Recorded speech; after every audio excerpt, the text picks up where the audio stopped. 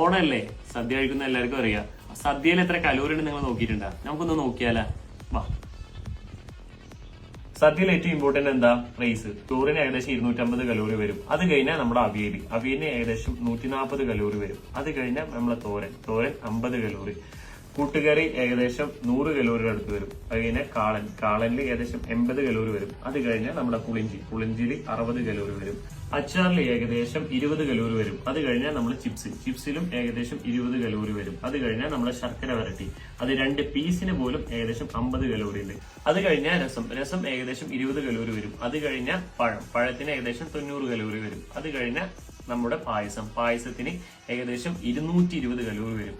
അത് കഴിഞ്ഞാൽ നമ്മുടെ വെള്ളത്തിന് കലോറി ഇല്ല. അപ്പൊ ഇത് ഏകദേശം ഈ 14 കൂട്ടത്തിന് ഏകദേശം 1260 കലോറി വരും. അപ്പൊ 24 കൂട്ടത്തിനൊക്കെ എത്ര വരും? ഏകദേശം 2000-ന് മുകളിൽ വരും. അപ്പോ ഓണസദ്യ കഴിച്ചോ, കഴിക്കണ്ടെന്നല്ല. 1-ാം ഓണം, 2-ാം ഓണം, 3-ാം ഓണം അല്ലേ, അതുപോലുള്ള ഓണസദ്യ അതങ്ങ് ഒഴിവാക്കുക. ഓക്കെ, അപ്പൊ എല്ലാവർക്കും ഹാപ്പി ഓണം. നല്ല ടേസ്റ്റ് ഉണ്ട്.